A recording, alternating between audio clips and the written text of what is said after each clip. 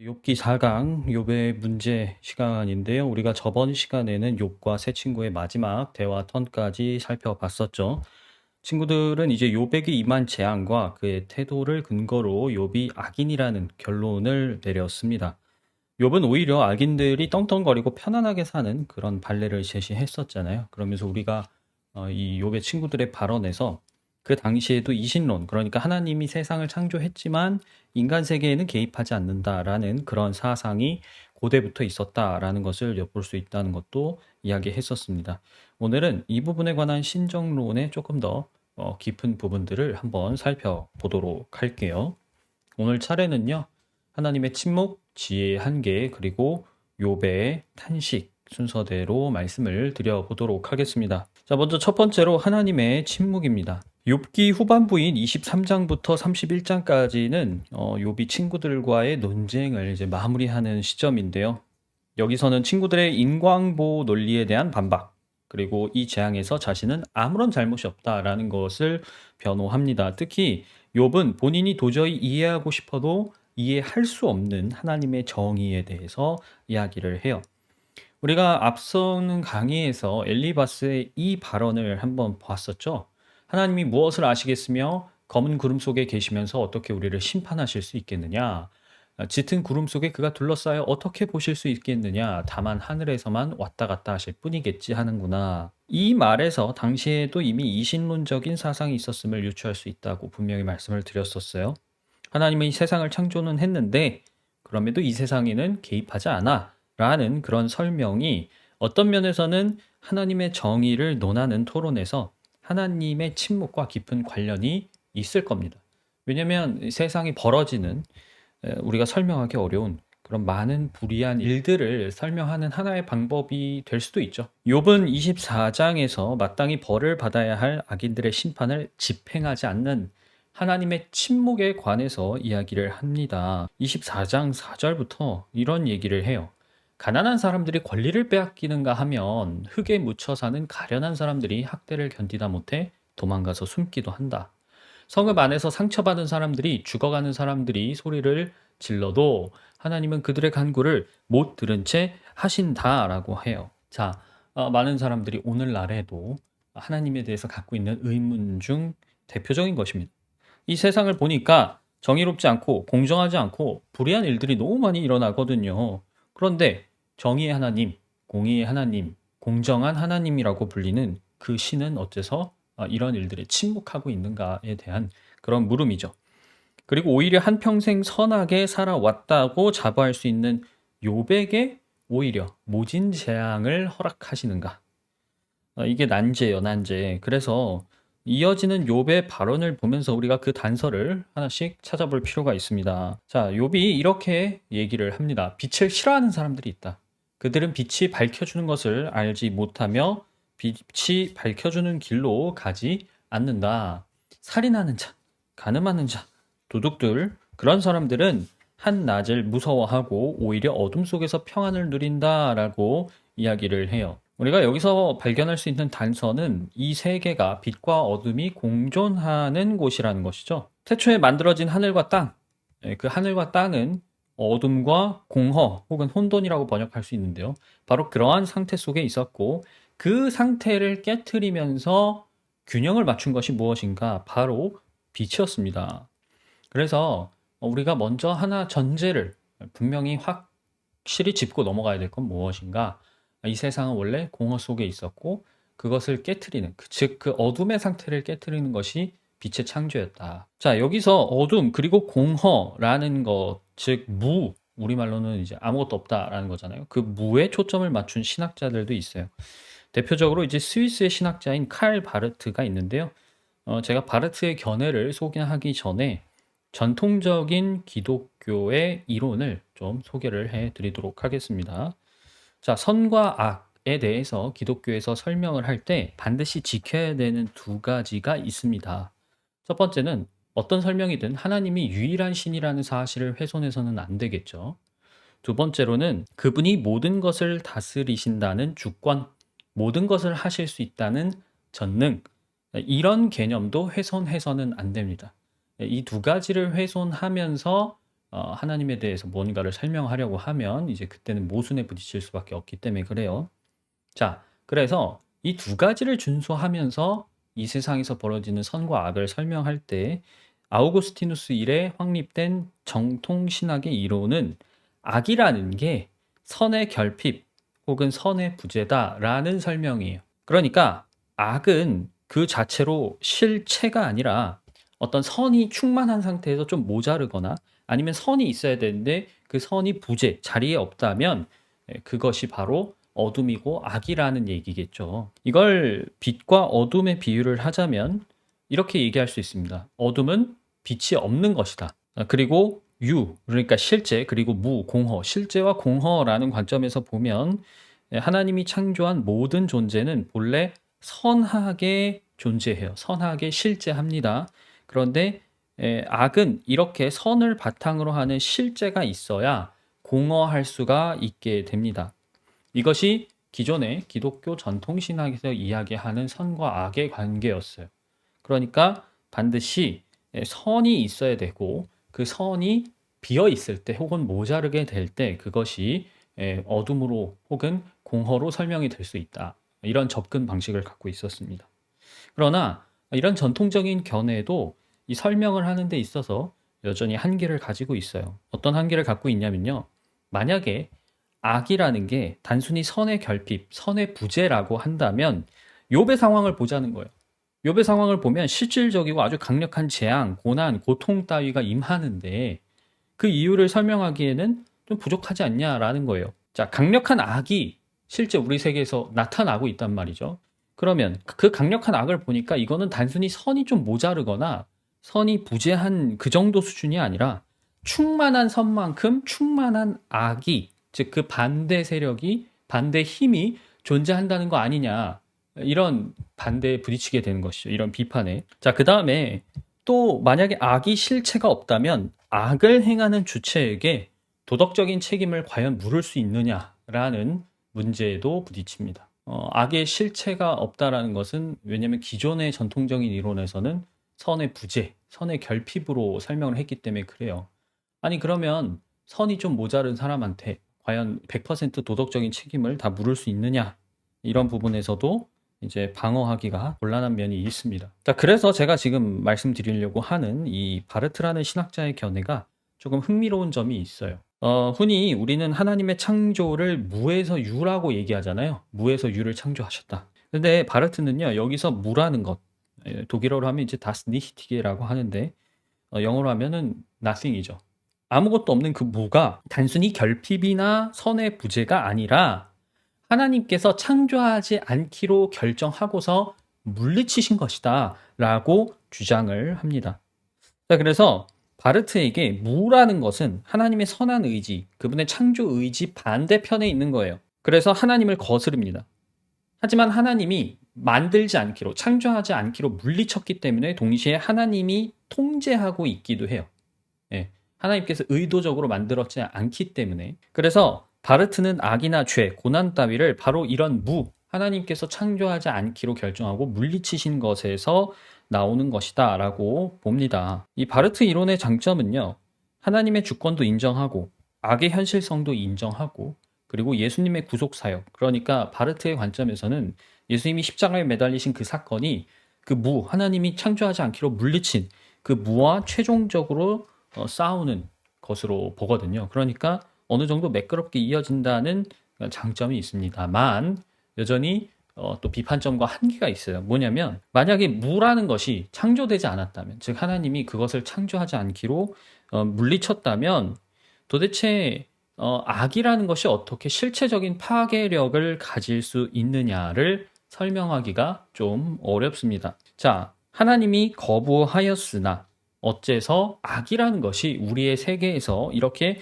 강력한 영향력을 행사하느냐라는 것을 설명하는데 이제 어려움이 있다는 것이죠. 하나님의 침묵을 둘러싼 선과 악, 그리고 무와 유, 빛과 어둠을 어떻게 해석할 것인지에 대한 다양한 견해는 욥기에도 등장합니다만 지금 우리가 보는 것처럼 욥기라는 그 책 자체는 어떤 이론 하나를 명확하게 지지하거나 대변하지도 않습니다. 그러니까 지금 우리는 공부를 하고 있지만 알겠으면서도 모르겠는 바로 그러한 중간 지점에 있다라고 말씀드릴 수 있을 거예요. 그래서 욥도 지금 그 가운데 서 있는 사람으로서 혼란스럽고 괴로워할 수밖에 없는 겁니다. 자기 눈에는 악의 실체가 분명히 보이거든요. 그런데 왜 하나님이 그것을 허용하는가? 그리고 어떨 때는 하나님이 허용하지 않는데 도대체 그런 하나님을 내가 믿고 있으니 합리적으로 설명하고 싶은데 합리적으로 설명되지 않으니까 너무 어려운 것이죠. 이것이 인간이 가지고 있는 한계라고 할 수 있을 겁니다. 자, 그래서 두 번째로 이제 지혜의 한계에 대해서 좀 말씀을 드리려고 해요. 25장에 보면 빌닷은 하나님 앞에 의로울 사람이 있겠냐고 반문을 합니다. 욥은 거기서 끝까지 자기를 정죄하는 친구들에게 참 고맙다라고 얘기하면서 비꼬는 말을 하는데요. 욥이 어느 정도로 지혜로운 사람이었는지 가늠할 수 있는 내용이 그 뒤 이어서 나옵니다. 자, 제가 이제 욥기 첫 시간에 말씀드렸다시피 욥은 족장 시대를 살았던 사람이잖아요. 그 시대에 성경도 없었죠.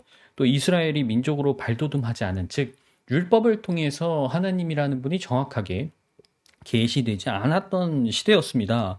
그런데 욥이 하는 말을 잘 보면요. 그는 하나님과 관련된 많은 사실을 이미 알고 있다는 것을 우리가 확인할 수 있어요. 26장 7절과 8절을 보면 욥이 이런 얘기를 합니다. 하나님이 북쪽 하늘을 허공에 펼쳐 놓으시고 이 땅덩이를 빈 곳에 매달아 놓으셨다. 구름 속에 물을 채우시고 물이 구름 밑으로 터져 나오지 못하게 막고 계시는 분이 바로 하나님이시다. 이 고대 근동, 그러니까 메소포타미아 지역이죠. 이 고대 메소포타미아 지역의 많은 신화를 보면 지구가 물 혹은 거대한 기둥 위에 놓인 것으로 생각하고 있었습니다. 근데 욥이 여기서 분명히 얘기를 하는 건 뭐예요? 지구가 허공에 매달려 있다. 즉 우리가 알고 있는 것처럼 지구가 우주 위에 존재하고 있다라는 것을 얘기하고 있죠. 게다가 이미 이 시기에도 구름이 수증기로 이루어져 있다라는 것은 다 알고 있었습니다. 자, 그 다음에 좀 특이한 표현이 나와서 좀 살펴봐야 될 것 같은데요. 이 26장 12절에 이런 얘기를 합니다. 능력으로 바다를 정복하시며 지혜로 라합을 쳐 부순다. 그분의 콧김에 하늘이 맑게 개며 그분의 손은 도망치는 바다 괴물을 찔러 죽인다라고 되어 있습니다. 이 12, 13절에 보면 인간이 아닌 존재가 등장하죠. 여기서 나오는 이 괴물 라합은 거만하다라는 뜻인데요. 이 고대 근동 신화에서 등장하는 대표적인 바다 괴물의 이름이기도 합니다. 이 라합이라는 존재는요, 욥기에만 나오는 게 아니라 시편에도 나오고 이사야 등에도 언급이 되는데 이 리워야단, 영어로 하면 리바이어던이죠. 이 리워야단과 같은 존재로 보는 것이 전통적인 견해예요. 그러니까 13절에 방금 보신 것처럼 바다 괴물이라고 번역된 저 존재 역시 히브리어로는 꼬부라진 뱀 혹은 날쌘 뱀이라는 뜻이에요. 그래서 이것도 리워야단이라는 이름이 나올 때 같이 수식되는 표현과 일치합니다. 그래서 라합, 꼬부라진 뱀, 날쌘 뱀, 그 다음에 리워야단, 이 세 표현은 모두 같은 존재를 성경에서 가리킨다라고 말씀드릴 수 있을 것 같아요. 성경을 인간적인 문학이나 신화적인 관점에서 보는 사람들은 이게 이제 근동에 있는 신화에서 차용한 것이다라고 해석을 하는데, 우리가 고대 신화라는 것이 창세기를 보면 대홍수 이전에 천사들이 인간계에 개입하는 역사가 있었다 그랬잖아요.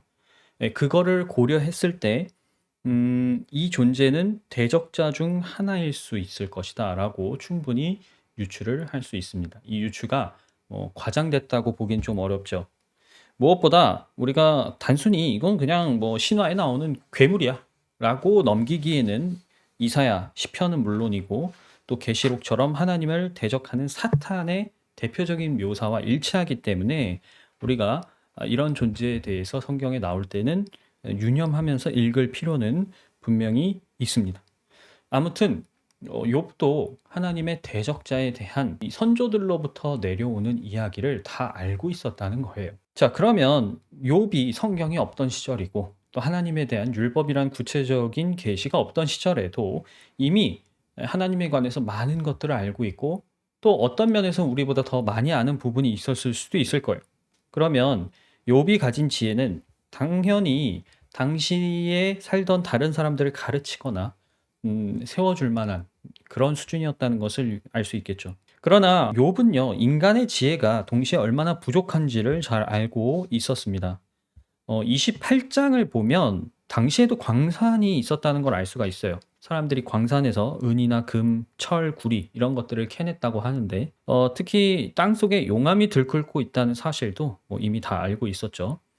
어떤 경로로든 이 당시에도 화산 활동이 있었다라는 뜻입니다. 자, 아무튼 욥이 지금 이런 얘기를 꺼낸 이유는 사람들이 그 당시에도 바위를 캐고 산을 파내려가서 땅속에서 이 진귀한 광물과 보물을 캐내는데 문제는 이런 보물은 땅을 파면 우리가 찾아낼 수가 있는데 도대체 이 지혜라는 것은 어디서 찾아내야 되냐라는 거죠. 그러나 지혜는 어디에서 얻으며 슬기가 있는 곳은 어디인가? 지혜는 사람에게서 발견되는 것이 아니다. 사람은 어느 누구도 지혜의 참 가치를 알지 못한다. 그러면서 이렇게 얘기합니다. 지혜는 금보다 값진 것, 금잔이나 값진 유리잔보다 더 값진 것이다. 지혜의 값은 산호보다, 수정보다 비싸다. 지혜를 얻는 것은 진주를 가진 것보다 값지다. 이 철학을 필로소피라고 부르잖아요. 이미 아시는 분은 아시겠지만 필로와 소피는 지혜를 사랑하다라는 두 단어가 결합된 말입니다. 그러니까 고대로부터 사람들은 이 지혜가 얼마나 중요한 것인지를 자각하고 있었고 자기 나름대로 지혜를 찾으려고 했어요. 자, 지금 욥기에 나오는 욥의 이 대목을 보면 오늘날까지 이어지고 있는 인류의 두 가지 대표적인 욕심을 확인을 할 수가 있습니다. 자, 일단 물질적인 거, 부를 얻으려는 욕심이 있고요. 동시에 지식을 깨우치고 싶은 욕심이 있습니다. 왜냐면 광산에서 온갖 보물들을 캐내잖아요. 근데 동시에 그만큼 사람들은 또 지혜와 지식을 캐내고 싶어 했기 때문에 그래요. 자, 전자, 그러니까 물질을 얻으려는 것이 결국에는 오늘날의 이 문명을 발달시켰다고 볼 수 있고, 또 지식을 깨우치려는 그 욕심이 학문을 발달시켰다고 볼 수 있을 겁니다. 그러니까 사실상 이 물질과 지식 이 두 가지를 욕심내온 인간의 역사가 우리의 역사라고도 할 수 있겠죠. 우리가 욥기를 바탕으로 다루는 선과 악에 대한 이야기도 사실은 어떻게 보면 지혜를 찾으려는 그런 탐구라고 할 수 있어요. 성경의 진리들을 캐내어서 설명하는 것, 그것이 그리스도인들이 하는 지혜를 찾는 일이잖아요. 자, 그러나 우리가 아는 바 욥기부터 잠언을 비롯한 구약 성경은요, 항상 인류에게 동일한 결론을 제시하고 있습니다. 무엇인가? 주님을 경외하는 것이 지혜요, 악을 멀리하는 것이 슬기다. 이 구절 다 알고 계실 텐데 욥기에도 나오고 잠언에도 나오고 전도서에도 나오고 굉장히 많은 곳에 나와요. 율법에도 당연히 나오고요. 자, 이 공통적인 결론을 하나님을 알던 선조들이 이렇게 동일하게 제시하고 있다라는 것은 우리가 진지하게 생각해 볼 필요가 있습니다. 왜냐하면 우리가 많은 것을 깨닫고 이해하게 됐을 때 똑같이 저 결론에 도달할 것이라는 말이기도 하기 때문이에요. 인류는 앞으로도 많은 지혜와 지식을 탐구할 겁니다. 그리고 인류는 하나님이 이 바벨탑 사건 때 얘기하신 것처럼 그들이 계획하고 하려던 일을 결국은 해내고 말 거예요. 그것이 인간이 갖고 있는 능력입니다. 그러나 사람이 아무리 많이 깨닫고 이해하고 성취해도 한 명의 인간으로서 내가 창조주와 1대1로 만났을 때 인정받을 수 있는 참 지혜는 무엇인가? 결론적으로는 지금 보시는 28장 28절에 저 말이 될 거라는 겁니다. 우리가 그렇게 직감할 수 있는 것은 그것이 창조주와 피조물의 명확한 관계에서 출발하기 때문에 그래요. 그러니까 정말 현명한 사람이라면 탐구해야죠. 그리고 고심하고 애써야 되겠지만 절대로 저 욥기 28장 28절의 지혜를 잊지는 않을 것입니다. 주님을 경외하는 것이 지혜고 악을 멀리하는 것이 슬기다. 이 말이 결국은 인간의 지혜가 이것을 넘어설 수 없다라는 어떤 하나의 비석과 같은 역할을 하지 않나 개인적으로 생각을 해봅니다. 자, 그러면 이제 마지막으로 욥의 탄식을 보려고 하는데요. 욥이 이제 후반부에는 깊은 독백으로 자신의 말을 마무리합니다. 29장에 보면 이렇게 얘기를 해요. 지나간 세월로 되돌아갈 수만 있으면 하나님이 보호해 주시던 그 지나간 날로 되돌아갈 수 있으면 좋으련만 그때에는 하나님이 그 등불로 내 머리 위를 비추어 주셨고 빛으로 인도해 주시는 대로 내가 어둠 속을 활보하지 않았던가. 내가 그처럼 잘 살던 시절로 다시 돌아가서 살 수 있으면 좋으련만. 내 집에서 하나님과 친밀하게 사귀던 그 시절로 되돌아갈 수 있으면 좋으련만 이렇게 한탄을 늘어 놓습니다. 그러니까 욥이 이제 이 재앙이 임하기 전에 자기가 누리던 그 과거의 영광을 지금 굉장히 그리워하고 있다는 거예요. 보면 집에는 화목한 가정이 있습니다. 수확은 항상 풍성했어요. 욥은 마을에서 모든 사람들에게 존경을 받았다고 해요. 실제로 친구들도 인정했지만 욥은 그 당시 사회에서 굉장히 공경받는 사람이었습니다. 왜 그랬느냐? 그도 그럴 게 욥은 보면 고아를 항상 돌봤고요. 가난한 사람들을 기꺼이 도와주었습니다. 자선도 굉장히 많이 했어요. 앞을 못 보는 이에게는 본인이 눈이 되어주고 발을 저는 사람이 있으면 그 사람의 발이 되어줬을 뿐만 아니라 욥은 그 지역사회에서 굉장히 뛰어난 상담가이기도 했습니다. 사람들이 지혜 있는 욥에게 찾아와서 인생의 질문들을 계속 물어봤어요. 그리고 욥은요, 불의를 봤을 때 참지 않았습니다. 그는 악인을 나서서 징벌했고 그 가운데서 억울하게 희생당하는 사람들이 있으면 직접 구제했어요. 즉 오늘날 우리가 말하는 히어로였던 겁니다. 그러니까 이렇게 한평생을 살았는데 욥도 당연히 이렇게 기대할 수 있겠죠. 그래서 나는 죽을 때까지 이렇게 건강하게 살 거야. 소털처럼 많은 날처럼 나는 불사조처럼 오래 살겠지. 나는 뿌리가 물가로 뻗은 나무와 같고 이슬을 먹으면 나무와 같아서 사람마다 늘 나를 칭찬하고 내 정력은 쇠하지 않을 것이다. 그렇게 생각을 했다 그러죠. 그러나 욥에게 엄청난 재앙이 일어난 뒤에 친구들만이 아니라 욥을 보는 모든 사람의 시선이 이제 180도 바뀌었습니다. 욥보다 훨씬 어린 사람들, 그리고 욥이 생각했을 때 '아 저게 정말 사람인가?'라고 싶을 정도로 사람 이하인, 우리가 소위 말하는 무레배들이죠. 그런 사람들까지 욥을 보고 비웃었다고 해요. 그리고 욥은요, 하나님이 자기를 그렇게 대했기 때문에, 내가 이렇게 하나님 앞에서 정직하고 최선을 다해서 살았는데 나를 이렇게 대했기 때문에 오히려 저 악인들에게 좋은 빌미를 주었다고 생각을 합니다. 30절에 이런 말이 나와요. 하나님이 내 활시위를 풀어버리시고 나를 이렇게 무기력하게 하시니 그들이 고삐 풀린 말처럼 내 앞에서 날뛴다. 여기서 그들이 바로 그런 사람들입니다. 욥보다 어리거나 아니면 욥이 사람 이하라고 생각했던 그런 무레배들이에요. 이 천한 무리들이 내 오른쪽에서 나와 겨루려고 들고 일어나며 나를 잡으려고, 내가 걷는 길에 덫을 놓고 나를 파멸시키려고 포위망을 좁히고 있다라고 한탄하죠. 이것이 지금 욥이 처하고 있는 상반된 과거의 영광과 상반된 모습입니다. 자, 이제 욥은요, 어째서 하나님이 본인을 이렇게 치시는지, 도대체 왜 하나님은 내가 이렇게 물어도 자꾸만 침묵하고 계시는지 젖먹던 힘까지 모두 짜내서 울부짖습니다. 그리고 정말로 나는 너무 억울하다고, 나는 정말 잘못한 게 없다라고 호소를 하죠. 나는 맹세할 수 있다. 여태까지 나는 악한 일을 하지 않았다. 다른 사람을 속이려고도 하지 않았다. 하나님이 내 정직함을 공평한 저울로 달아보신다면 내게 흠이 없음을 아실 것이다. 내가 그릇된 길로 갔거나 나 스스로 악에 이끌려 따라갔거나 내 손에 죄를 지은 흔적이라도 있다면 내가 심은 것을 다른 사람이 거두어 먹어도, 내가 지은 농사가 망하더라도 나는 할 말이 없을 것이다.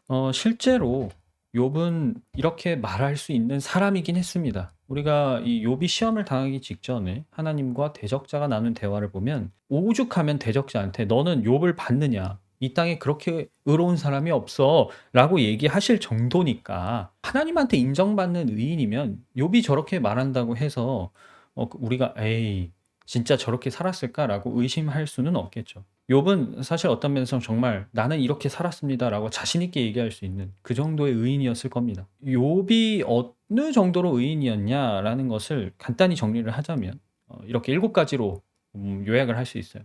일단 욥은 여자를 욕심낸 적이 없습니다. 그리고 종들이 만약에 억울해하면 항상 모든 일을 공평하게 처리해 줬어요. 욥은 가난한 사람을 못 본 채 한 적도 없고 항상 하나님의 심판을 두려워했습니다. 그리고 자기가 재산이 많다고 해서 금을 믿거나 아니면 그 부유를 자랑한 적도 없어요. 특히 해와 달을 우상처럼 숭배한 적도 없다고 얘기합니다. 그 당시에 보면 해와 달을 이제 숭배하는 사람들이 있었다 그러는데요. 자기는 그러지 않았다는 거예요. 그리고 이것도 중요한 부분이죠. 원수가 고통받을 때 본인은 기뻐하지 않았다고 얘기합니다. 이것은 오늘날에도 굉장히 성숙한 그리스도인들이 갖출 수 있는 자세인 거잖아요. 그리고 나그네를 보면 항상 친절을 베풀었다고 해요. 자, 이 정도로 정말 훌륭한 인품을 갖고 있는, 그리고 도덕적으로도 굉장히 높은 수준을 가지고 있는 사람이었는데 하나님은 어째서 자신의 억울함에 아무런 답도 해 주지 않는가? 그것이 이제 욥을 가장 괴롭게 만드는 원인이었죠. 욥은 이렇게까지 자신을 합니다. "내 원수가 나를 고발하면서 뭐라고 말했지? 내가 저지른 죄가를 기록한 소송장이라도 있어서 내가 읽어 볼 수만 있다면 나는 그것을 자랑스럽게 어깨에 메고 다니고 그것을 왕관처럼 머리에 얹고 다니겠다. 나는 내가 한 모든 일을 그분께 낱낱이 말씀드리고 나서 그분 앞에 떳떳이 서겠다."라고까지 이야기를 합니다. 자, 욥이 이렇게까지 정말로 확고하게 주장을 하니까 친구들도 사실 더 이상 할 말이 없죠. 그러나 이제 이 자리에 있었던 가장 어린 사람인 엘리후가 일어나서 양측의 주장에 대해서 비판을 하게 됩니다. 자, 이렇게 욥과 친구들의 모든 대화를 우리가 살펴보았는데요. 정리를 하자면 욥의 문제는 크게 두 가지였어요. 첫째는 그가 하나님의 침묵을 이해하기도 견디기도 어려웠다는 겁니다. 그러니까 욥한테는 하나님의 침묵이 자기가 믿고 있었던 하나님에 대한 신뢰를 시험하는 순간이 되는 거예요. 자, 두 번째로, 둘째는 그가 매우 지혜로운 사람이긴 했지만요. 그럼에도 사람으로서 그가 알 수 있는 지혜, 또 그가 자기가 가진 지혜로 설명할 수 있는 것도 분명한 한계가 있었다는 것이 아주 중요한 포인트입니다. 그러니까 우리가 모든 것을 알고 싶어 하죠. 사람은 누구나 그렇습니다. 우리가 기도할 때도 하나님한테 항상 왜를 묻고 모든 이유를 알려달라고 이해하지만 사실 우리는 근원적으로, 원론적으로 하나님이 알고 계시는 그 모든 것을 다 알 수는 없어요. 우리는 사람이기 때문에. 그렇지만 하나님께서는 우리에게 때때로 이 순종을 먼저 요구하실 때가 있잖아요. 욥은 이제 여기서 이 부분을 잘 극복하지 못하는 인간적인 한계를 또 보여주고 있습니다. 그러니까 오히려 어떤 면에서는 그렇게 의로웠던 욥에게도 인간적인 면이 있구나, 우리가 좀 위안을 삼을 수도 있지 않을까 싶어요. 자, 그러면 이제 다음 시간에는요, 우리가 엘리후의 발언, 그리고 하나님이 등장하셔서 직접 이 친구들과 욥에게 말씀하시는 장면을 끝으로 우리가 욥기를 마무리하도록 하겠습니다.